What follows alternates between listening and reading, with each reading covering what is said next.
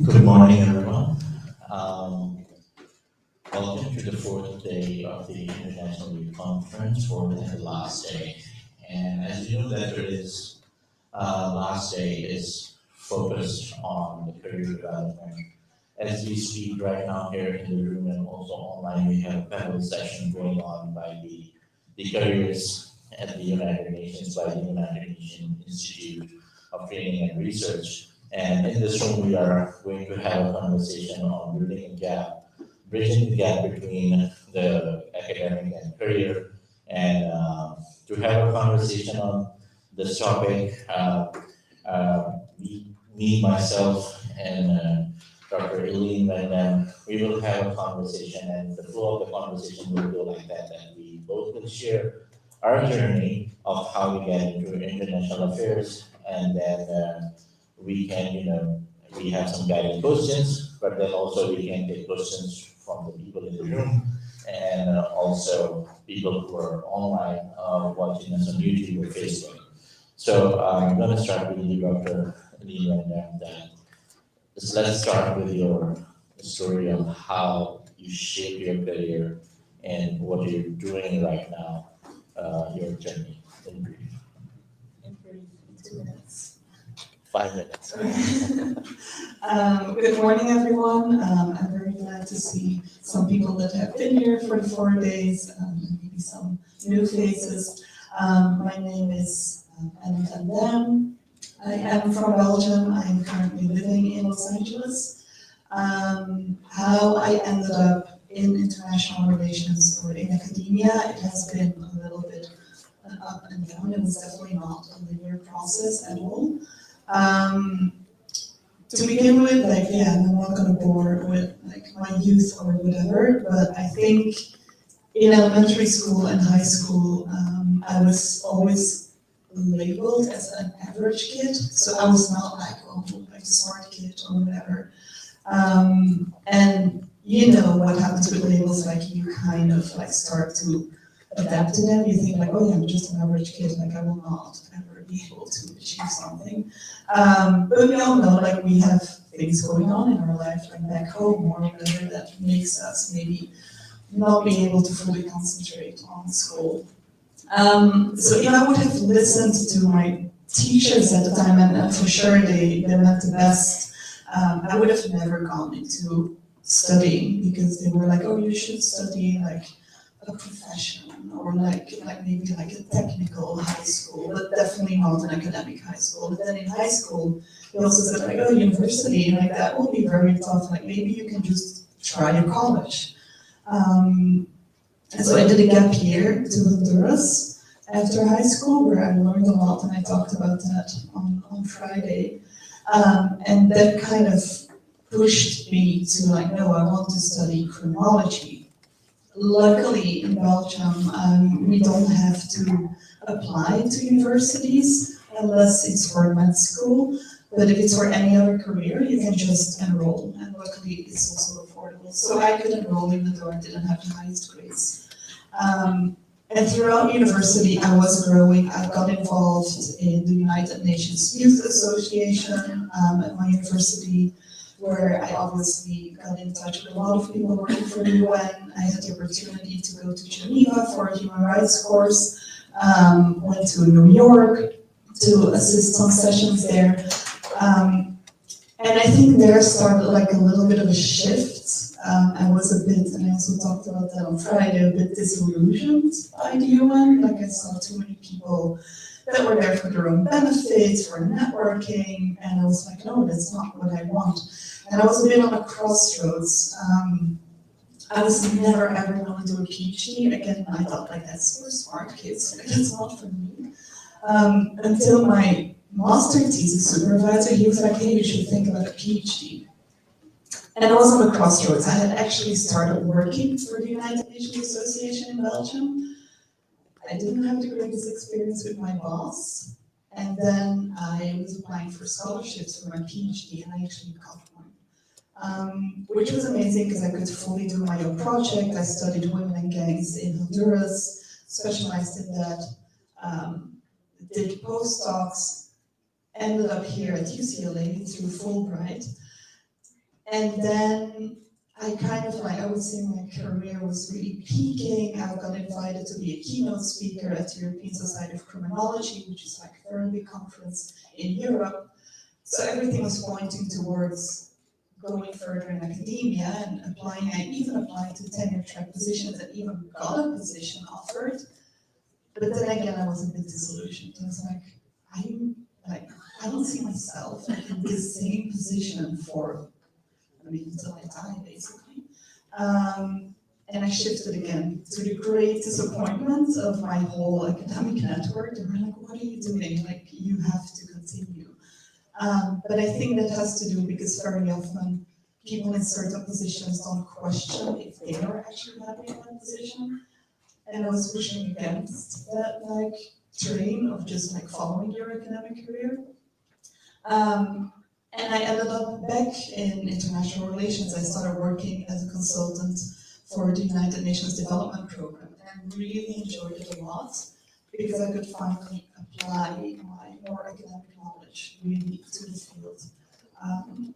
And eventually I also started up my field research coaching business to do consultancy and coaching and to coach people doing research and work in sensitive areas or high risk areas.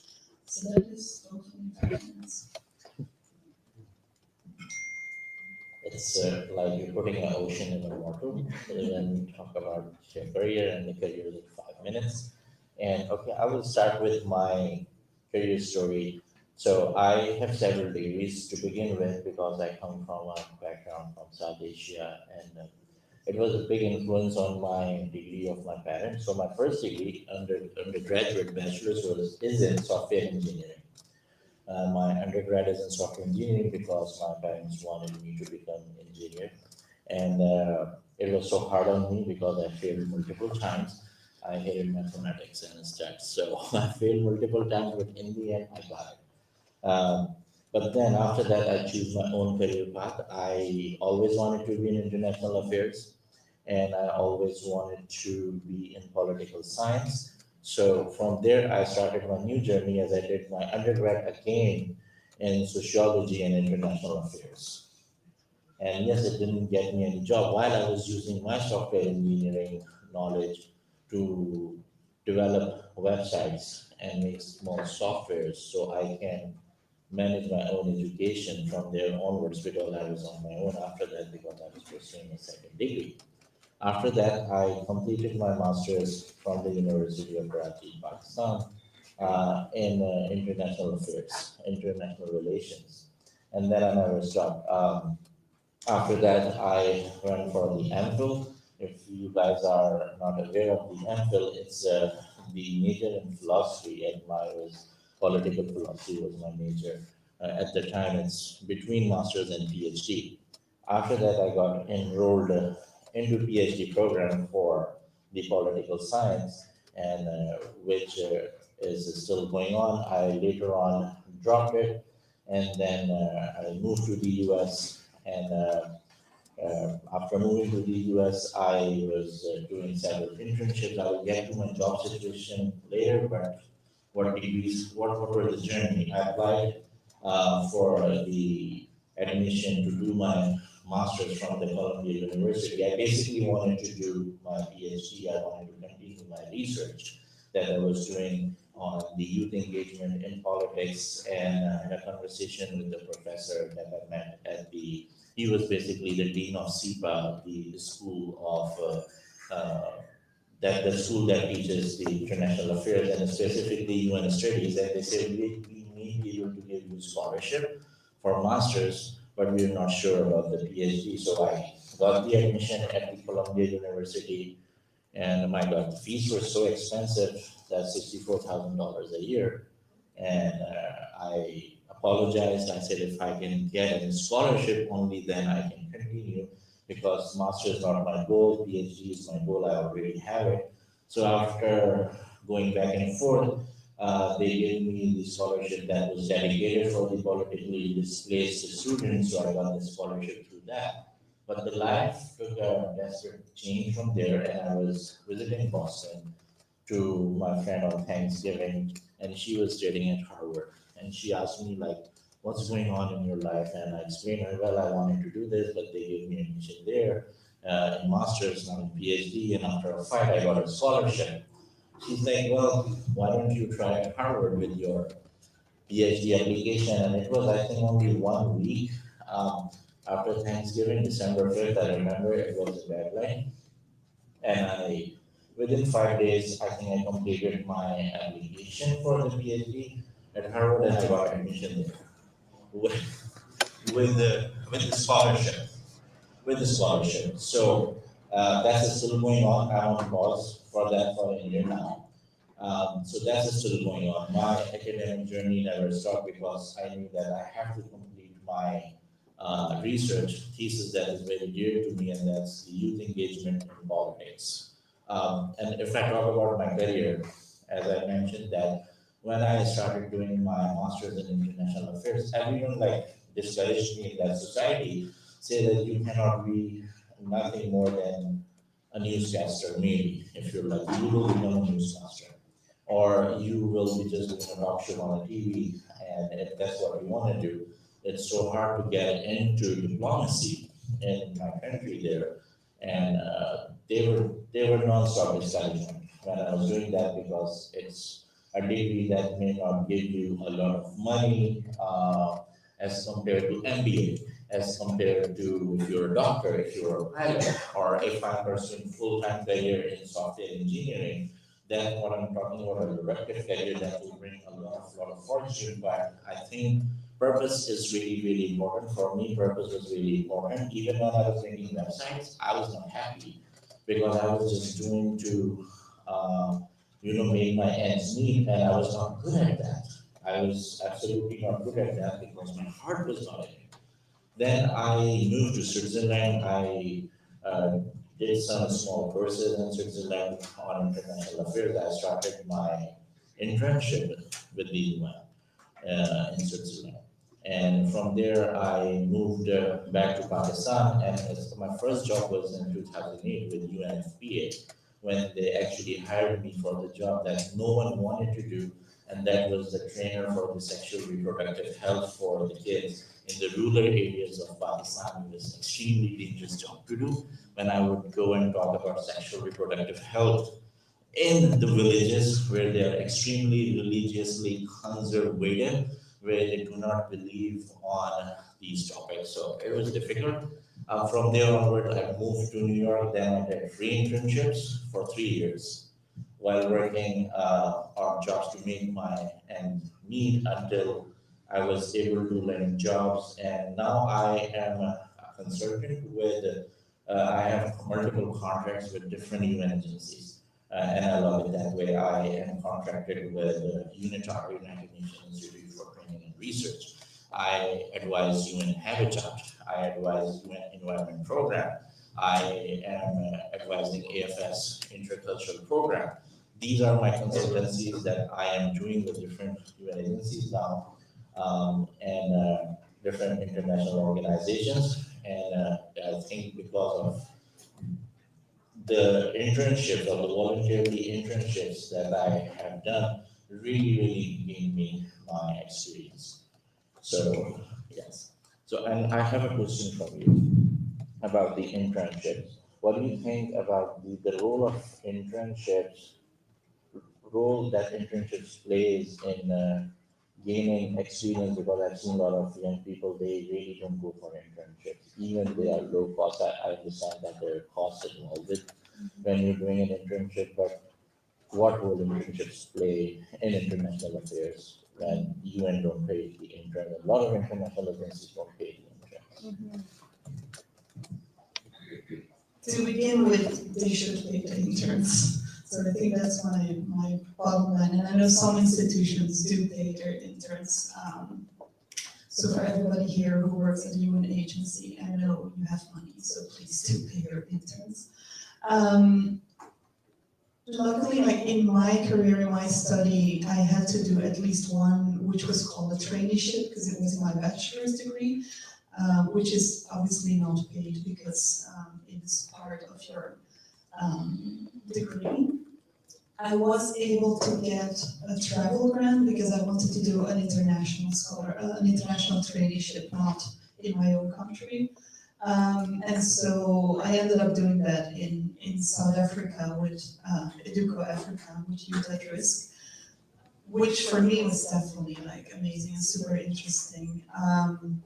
And then I did a voluntary internship during my second master's in conflict and development at the Social Science Research Council in New York, which was not paid. So luckily, yeah, I had worked as a student back home, so I had saved up some money.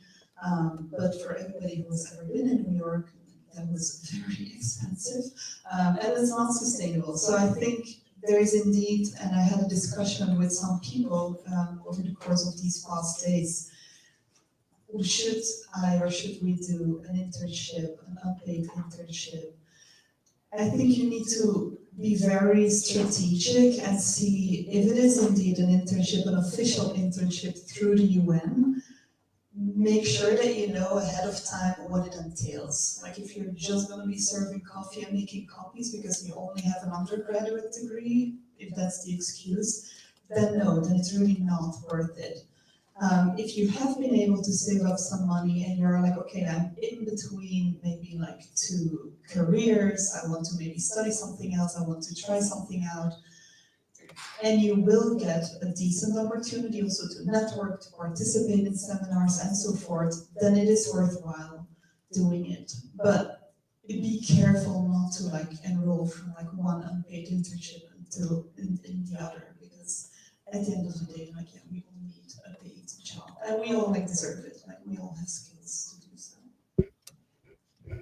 I think that's very well said about the internship. When most of the interns, you're right, when you are undergrad, you will be serving coffee. That's what actually the trend is at the New York headquarters. That's what I have seen.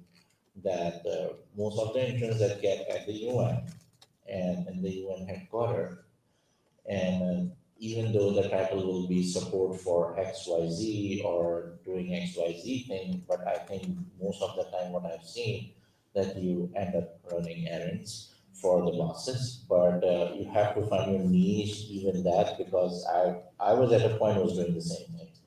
But I was able to, find the gaps of where the job needs to be done or what my office actually needed at the time and what was going on, and that I can fill up that gap. And I was proactive in finding the gaps that my supervisors were lacking, and I can fill those gaps. Even though I didn't have the skill, and I just raised my hand, maybe, yeah, I'll go take the notes on security council. I know it's hard for you to sit there for 8 hours. I'll just go and cover it for you. I do it. I did that. Journal assembly sessions, they're like 16 hours long sometimes. No one want to sit there. No one actually sits there. It's only a few speakers speaking, but you have to find the difficult things to do that no one want to do. As I mentioned, my UNFPA job, I only get it because no one else wanted to do that. And I got it, and then I never got out of the system. So I have a second question from you is about the practical steps that you can take to build credibility and network in international affairs while still in school in their early career. Yeah, I think it is somehow easier when you're still in school. It's like harder once you're out of school.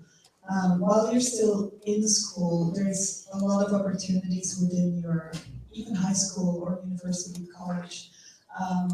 The United Nations Association, for example, for me at least, it really opened a lot of doors. And as I mentioned during the workshop on Friday, it is not just like signing up to those things, like, oh, I'm going to join the United Nations Association, I'm going to join Model United Nations, I'm going to like sign up to volunteer for XYZ. It is the effort you put in that is eventually what will get you somewhere, and that is eventually how you will build your network. And yes, that means sometimes doing the jobs that nobody else wants to do, the less sexy jobs, so to say. But people will remember you for the efforts you have put in. And that is how, yeah, I was offered certain positions, not because I was like very vocal about myself or like making myself heard. No, it was because I was actually putting in the work. So I would say that, and also like bearing in mind, and hopefully you've heard it from our stories, we didn't go from zero to hero. We didn't go from nothing to all of a sudden working in the UN. So if, depending on where you are, there is not like a United Nations association or there's no UN agency close by, maybe join local politics. Because at the end of the day, like UN is political. Join local politics, and through that you will be able to like grow further into international relations.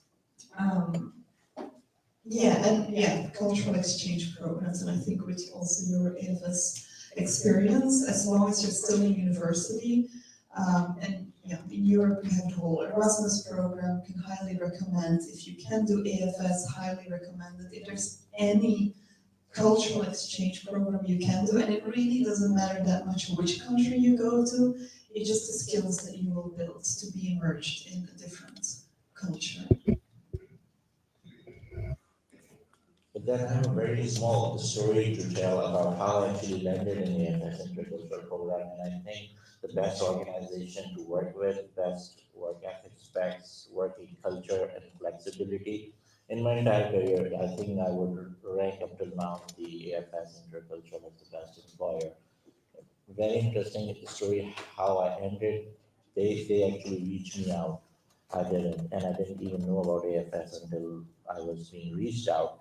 Have you heard about the Youth Assembly, the program that's called the Youth Assembly at the UN? So I was part of the Youth Assembly, and I started there as an intern in 2016, 2017. And in 2018, what happened, a drastic change happened that their relationship with the UN was absolutely down. I was just an intern still. And they were shut down by the UN, like it will not happen at the UN. And we are considering to close this program.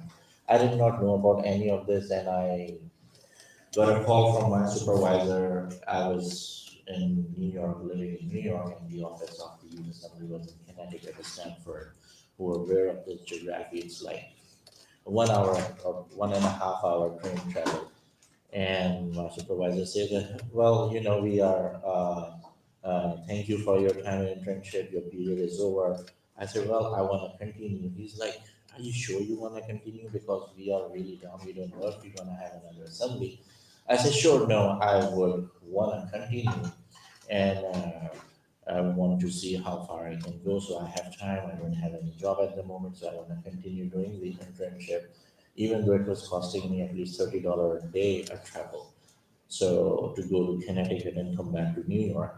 So I agreed. I went to see there, and I got to know there were only two employees left in the office, and I was the third person. The executive director and the HR manager. He was my supervisor, the HR manager, and me intern. And we were just discussing like, everyone else had resigned or going. His resignations were not accepted at the time because they were all like, okay, the assembly's done, we want to go away, nothing will happen. And then my supervisor and they were just discussing, and I was just part as a third wheel, listening to the conversation because the small office, you're at the table, you're taking notes, you're listening. And they say that, well, this is what happening, this is what we received, and this is what's going on. It's a long story what was going on. It was someone needs to go and talk to the legal affairs department of the UN. I was absolutely not qualified for that, like zero qualified. I have not studied legal studies before that. And I don't know, I just say that, well, can I have a look into what the situation is?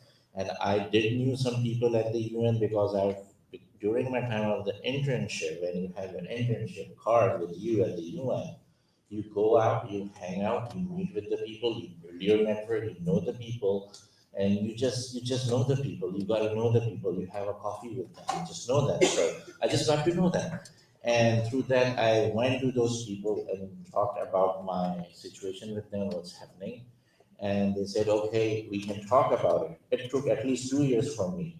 Youth Assembly happened not in the UN, outside at the UN, but UN remained in partnership with the Youth Assembly. It happened. It was happening, it happened, and in 2 years, I was able to do a lot of legal studies just to manage that case. and that case was done over. Youth Assembly was working fine. And AFS come into play when Youth Assembly was closing down during the pandemic, and AFS actually bought it. And the director said that if you want to acquire any employer from our previous organization, it's Ali, get him. He will get the job done at the UN for you, no matter how difficult it is, because I built that reputation. And AFS acquired me in year 21. And since then, I'm with them. So sometimes when the network you build, even just knowing in this meeting like that, the person can be really, really worthwhile. To wrap the conversation, I want to ask you some last concluding remarks about the career, that what path they should take while pursuing this, while they want to go up in the international affairs, either they want to be diplomat or they want to be public affair officer or political affair officer, what path they should take. I think it's, yeah, obviously a very personal question, depending on each and every person. Depending on where you are in your career, if you're still studying, one thing I can highly recommend is taking a course that is completely outside of your department or school. When I was studying criminology, I had like 0 courses on like international relations, so I went to another school and took 1 course in international relations. This was not only good, obviously, because I learned about the UN and international relations, but also because you really broaden your network in a completely different field. Because very often when we network, we kind of are like fishing in the same pool. So I would highly recommend that.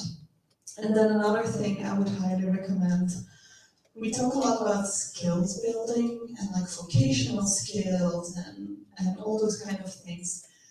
I think what we are not being offered enough or like talked about enough is mental skills and emotional skills, because that is in the end, again, what will bring us the furthest in relations and international relations. And it sounds like soft power, but I think we cannot underestimate the impact of that. We have 3, 4 minutes. Do you have a question in the room? If anyone have a question in the room, please raise a hand and we may be able to answer 1 or 2 questions before. Yes.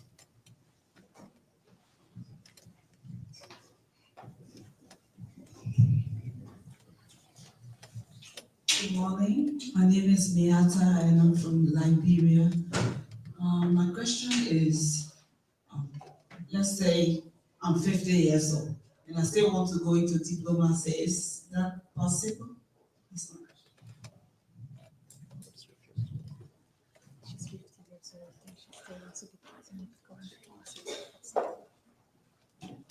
One answer you want me to. Interestingly, I answered this question today while having a coffee, that someone asked me about the same question, same age, and it's 100% possible. Why not? I think the mission at the UN, actually, not in your country, mission at the UN, especially from the global south, they always need people to get the job done. And if you reach out to the permanent mission of the UN of your country, and if you can provide them any valuable expertise that they need at the UN headquarters, there are 6 different committees at the UN, and committee 1, 2, 3, 4, 5, 6. Each committee is required by the member state to have at least two people. One is officer and second is a secretary who take notes and present the country in those committees. So, and those committees are never fulfilled by the countries. So if you can reach out to the mission and find out about the 6 committees and say that I want to cover this committee for you, they may be able to give you that. I have seen this practice very commonly and advise this to so many colleagues of mine, and many of them do get successful in getting the role. One last question.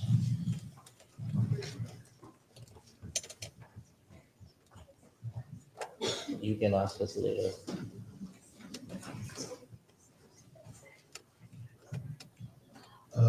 Anyway, your journey has been like reducing all that, and it was really inspirational for all of us, especially the youth. So I was wondering, actually I have two questions, but it would be all same, answering the same question, answer. So my question was, like, you have more experience than me, especially in Pakistan, regarding all these things, the youth activism and youth involvement in the socio-political activism. So, what do you think? Like, for example, you and I, we both moved to US, so we had a little bit more opportunities than the youth back in our own country. So, how the youth living in Pakistan who do not have that much resources and who do not, kind of afford to be part of it, and also keeping in view the bureaucratic hurdles and all the political stuff that is going on in Pakistan, how they would be a part of it. And the second question is the same regard that I was just wondering, this is actually the idea of my friend Philip here, that when you are bringing IYC to other countries, especially African countries, because there's a lot of friends from African continent and Pakistan as well. To answer your second question, IYC does exist in Africa in a very, very large number. We just had IYC in Guinea in French 1 week before we got here. And previously we had IYC in Ghana, we have IYC in Egypt, and we are planning to do IYC in Sierra Leone. So we are growing there, and they all are in local languages. And your first question about what people can do in the countries where they do not have opportunities to get international affairs, there are many NGOs out there who work on international affairs. And NGO is a good start. That's how I started my first internship, was with the NGO. And it's a good way to learn, because I think you may get a more chance to learn with the NGO and more chance to do a lot of work in NGO than actual UN internship, as we are telling you that you may be making coffee. But getting a job with NGOs, non-profit sector, can be really, really helpful because that works. Do you want to answer this? No, I think I don't have anything to add. Thank you. So with that, we will conclude our questions. We both are here, but you can definitely get us and ask any question if you have it on the topic. Thank you.